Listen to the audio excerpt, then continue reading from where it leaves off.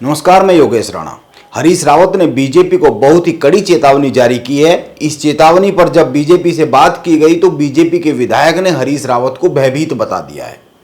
आइए क्या है पूरा मामला, यह जानने की कोशिश करते हैं। उत्तराखंड की राजनीति में दो ऐसे मुद्दे हैं जो हरीश रावत का पीछा नहीं छोड़ रहे। करीब 3 साल से बार बार उन पर बात हो रही है और हरीश रावत को बार बार उन पर अपनी बात रखनी पड़ रही है।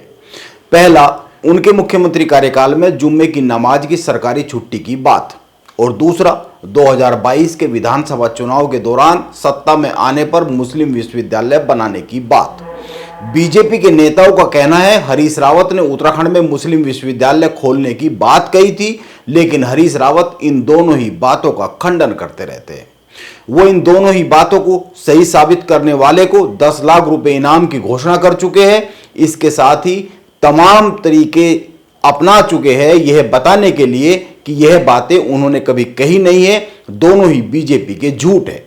हरीश रावत हाल ही में गोलजू देवता के दरबार में गए थे। इन दोनों ही बातों को लेकर न्याय की अर्जी लगाई थी। इसके बाद भी इन दोनों ही मुद्दों पर हरीश रावत को बार बार क्यों बोलना पड़ रहा है? क्या उत्तराखंड में पिछले लंबे समय से कांग्रेस की हार और बीजेपी की जीत सचमुच इन्हीं दो मुद्दों पर टिकी हुई है? इन सवालों के जवाब पर आने से पहले आप 3 बातों पर गौर कीजिए। एक, हरीश रावत पिछले 3 साल से लगातार कह रहे हैं दोनों ही बातें झूठ है।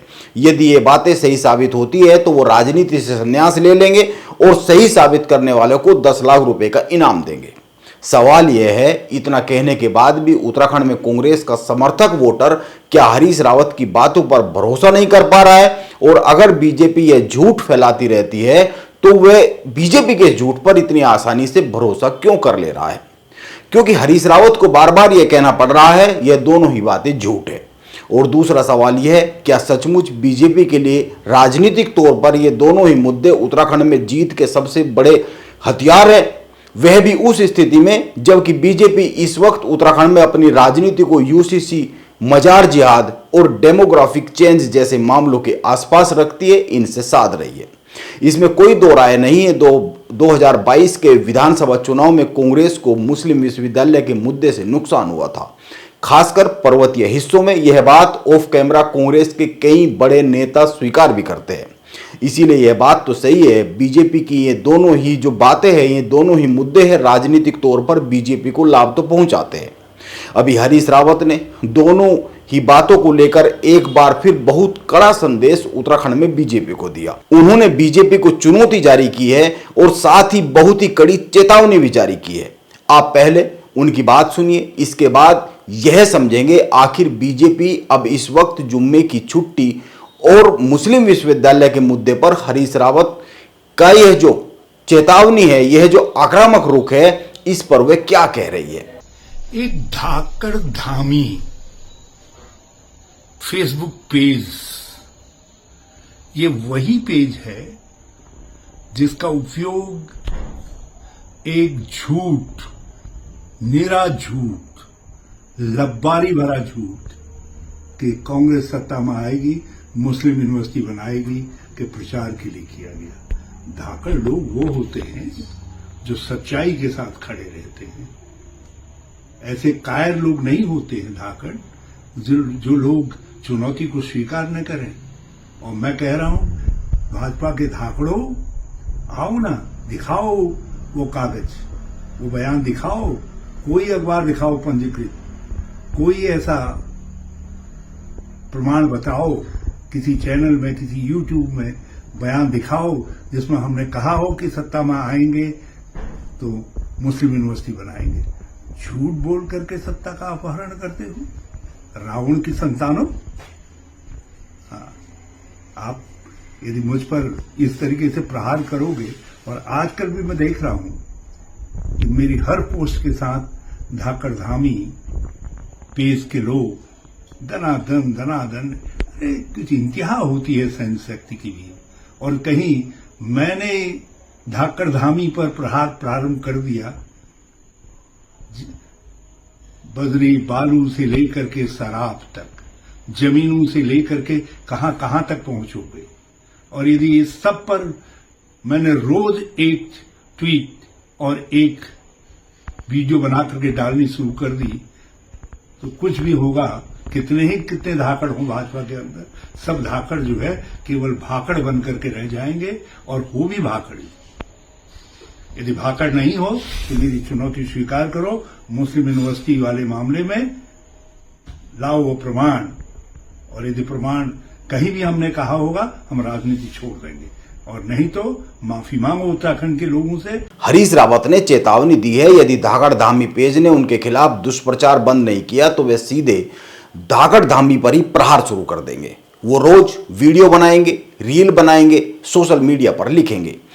यानी बात साफ है, हरीश रावत सीधे सीधे कह रहे हैं वो मुख्यमंत्री धामी पर हमले शुरू कर देंगे। यानी जो धाकड़ धामी का फेसबुक का पेज है उस पर जो गतिविधियां है उनके खिलाफ वे नहीं रुकी, और बीजेपी के नेताओं ने ये दोनों बातें कहनी बंद नहीं की। आप हरीश रावत का फेसबुक पेज, जो सोशल मीडिया पेज है फेसबुक पर, आप उसको देखेंगे तो पाएंगे हरीश रावत ने अपने फेसबुक पेज के हेडर पर ही जो तस्वीर लगाई है उसमें हरीश रावत और उनके साथ खड़े बहुत सारे लोगों ने अपने हाथों में एक तख्ती पकड़ी हुई है जिस पर लिखा है भाजपा के 2 झूठ, 1 मुस्लिम यूनिवर्सिटी, 2 जुम्मे की नमाज की छुट्टी।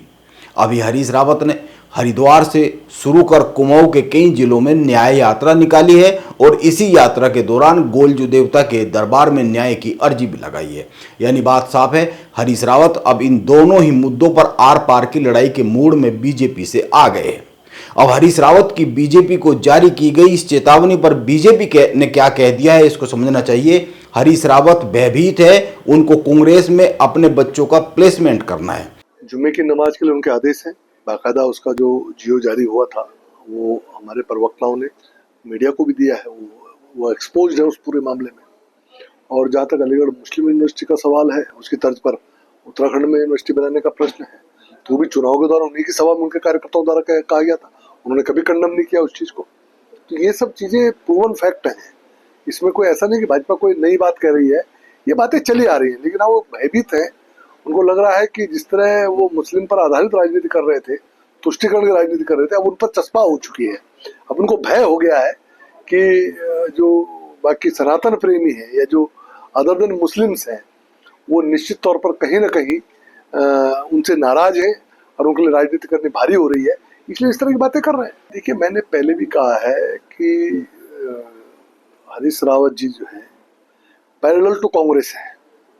एक हरीश रावत कांग्रेस अलग से पूरे प्रदेश के अंदर चल रही है, जो कांग्रेस के कार्यक्रमों से हटकर अपने कार्यक्रम लेते हैं और वो सिर्फ अपने आप को कहीं ना कहीं राजनीति में बनाए रखने के लिए, अपने एक्सपोजर के लिए सब करते हैं, और अपने परिवार को कहीं ना कहीं राजनीति में इस्टेब्लिश करने के लिए। मैंने ये भी कहा है कि कांग्रेस उनके लिए आज परिवार के लिए और उनके नजदीकियों के लिए एक प्लेसमेंट एजेंसी बनकर रह गई है। इस नाते वो लगातार इस पर अभियान छेड़ते हैं, और उसमें भी उनका जो पहला टारगेट होता है वो मुस्लिम मतदाता होता है। वो ये ढूंढते हैं कि कहाँ मुस्लिम मतदाता ज्यादा है, जहाँ हम अपने बच्चे को चुनाव लड़ा सकें या अपने परिवार किसी व्यक्ति को चुनाव लड़ा सकें, ताकि आगे उसको कोई आधार चुनाव का मिल सके। क्योंकि अब हरीश रावत जी का अभी तक के जो काम है वो ऐसे हैं, तो इसलिए बोलते हैं। हरीश रावत ऐसा काम नहीं करते तो नहीं बोलते। अब जो उनके पाप है उनके सामने आ रहे हैं, जो भयभीत है।